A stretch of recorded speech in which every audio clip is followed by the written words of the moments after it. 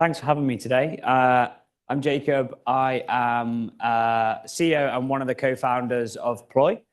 We're about an 18-month-old startup. There are only four of us in the business, and you will be able to tell that by the design of our slides versus what you have already seen in the day-to-day. So it will really show. And if you come to our offices as well, it doesn't look anything like this. But I've worked in security on the vendor side of things for about 6 years, initially in email encryption and then in DLP, and more recently in identity and access management. I should probably actually say this is what I'm going to be talking about, looking beyond identity and how we can actually reduce our attack surfaces and looking at access and permissions. So, identity is the new perimeter. Sorry, we've all heard this lots, but it is important to... Yeah. Well, don't look at the sick emoji, Sean. That's like no offense, but we've all been... this has all been drilled into us, especially, in the last few years. But what has actually changed in the world over the last 5-10 years that we originally focused on securing the network and perimeters and doing through things like firewalls and VPNs and on-premise infrastructure. And then hackers started logging in instead of hacking. So some logos that have already been on other vendors' slides that we all like to use. But we've got some really high-profile data breaches over the last couple of years. 6.9 million users impacted for 23andMe. AT&T, almost every single one of those customers impacted due to things like no MFA and Snowflake or compromised credentials. So what did we all do? We all started buying IAM platforms, putting everything behind SSO, trying to get a single identity. And really, we were focused on answering the question of who are you and are you authenticated to your system? What we haven't looked at so much, or maybe it's been overlooked recently, is the actual authorization and what can you do once we determine you are who you say you are. So is any of this actually new? Not really. The concept of like privileged access management has been around for 30+ years in security in different formats. Going right back to kind of Citibank data breach in 1994, Russian hacker stole 10 million through those because of weak controls related to access. So why are we still struggling with it? Why is it still so hard? And why is it a big focus? So loads of things. Like we have access creep. People get given permissions very easily. We don't often think about removing them and whether they still need them. We operate in a world now where tools are very rarely owned by the IT department. You might have your HRIS system being owned by the HR team, Xero being owned by finance, and your CRM is owned by the head of RevOps. So we have different people owning these tools who aren't typically KPI'd on their day-to-day jobs of making sure the tools stay secure. Obviously, a big shift to the cloud that gets talked about all the time, and with that comes much more complexity. So we integrate with AWS, and as standard, they have over 1,000 default permission sets within the environment that can be applied to various resources. Similar to what App Omni say, this shadow IT and a lot of SaaS sprawl and kind of explosion in that area. And we often kind of think of access management as a siloed thing separate to the rest of our security strategy. It's not always brought in along with everything. And then finally, I won't go through all of these, but non-human identities, I know is a very buzzy word at the moment as well. But we're getting to the point where non-human identities within a business are 10x, 100x more than your employees and the human identities that you have in the form of service accounts, bots, APIs, all that kind of stuff. So like fundamentally our view is that we think about access as something that is static. And we need to shift away from this. And you can probably guess what the word after static is going to be on the next slide. But What does this mean? So we onboard an employee, we have the concept of birthright access. They're a manager, they go in this group in Entra. They're in the sales department, they get this set of tools. And that's kind of the day one. And then over time, we have Jira tickets get raised, people get promoted, they become administrators. Maybe they have a career shift and move into a different department or a slightly different role. I put movers question mark. I'm yet to speak to too many people that have a really good movers process down.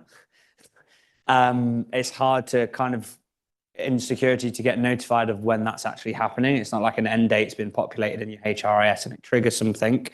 So we have this access creep and we think of access as something that once we give it, it's kind of done. And that's responsibility is often split between security and with IT as to who provisions it, who does the governance on it.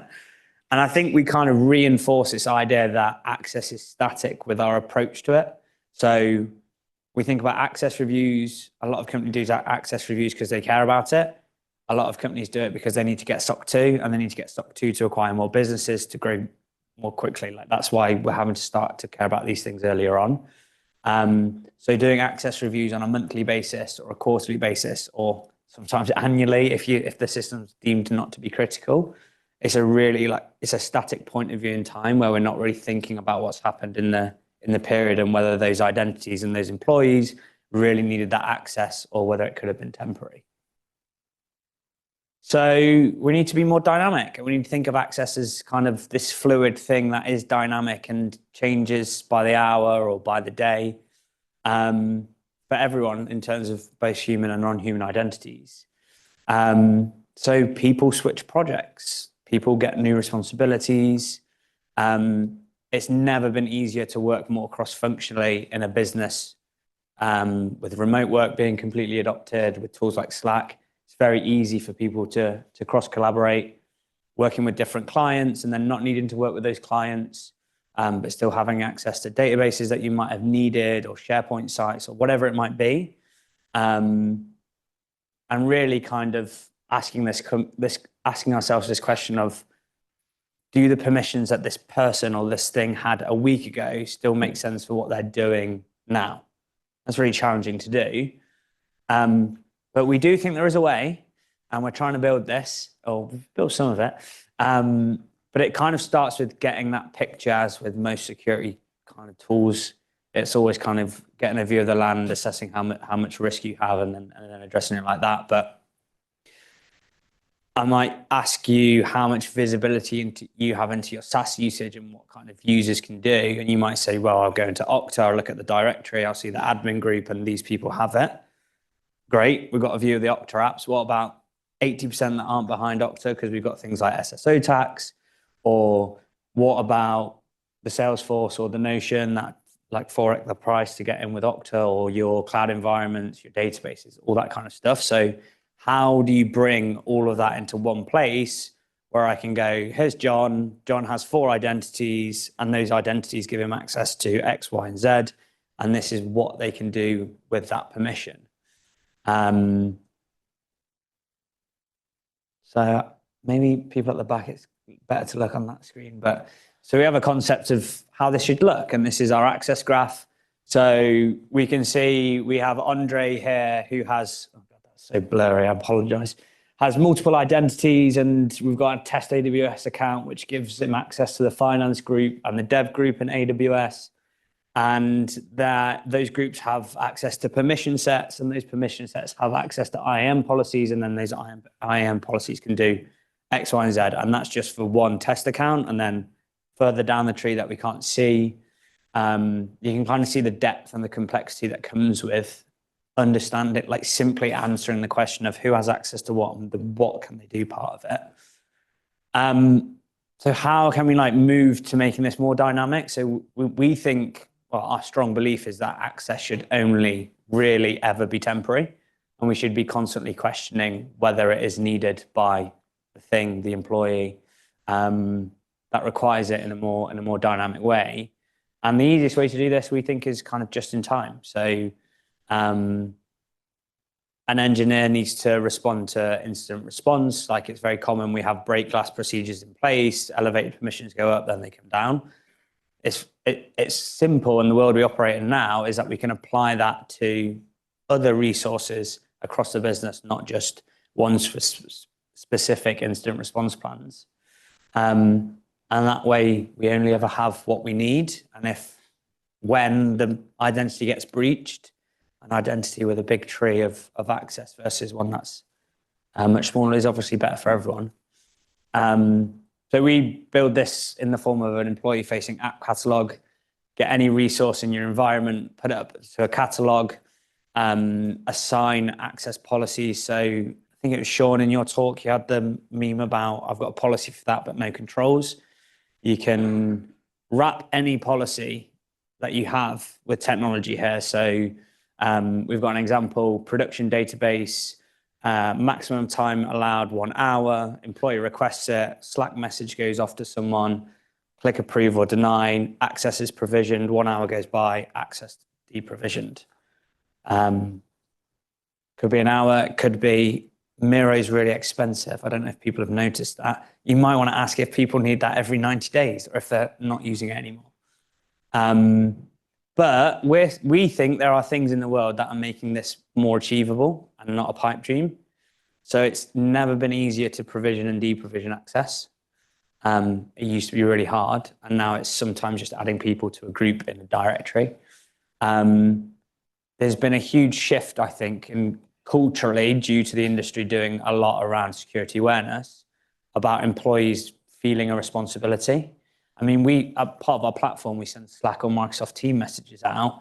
We didn't think we'd have a problem of employees thinking they were phishing bots within their instant messaging service. So people and employees are becoming much more used to getting involved with security on a day-to-day basis. And that kind of ties into the improved communication channels and having tools as default, having APIs that we can integrate with to help remove permissions. And yeah, we kind of, from App Omni, talking about vendors making this easier through research that the community is doing, but also as default, providing these capabilities into the platform that we can then either utilize internally or other security tools can utilize. So we've been doing this for 18 months. We don't have as much experience as anyone else, but these are our kind of strong opinions. So I would love to hear if people agree, disagree later on, how we're thinking about it, perhaps in the wrong way. And if anyone does want to understand a little bit more, then just talk to me afterwards. But thanks so much for listening while you're eating. I appreciate it.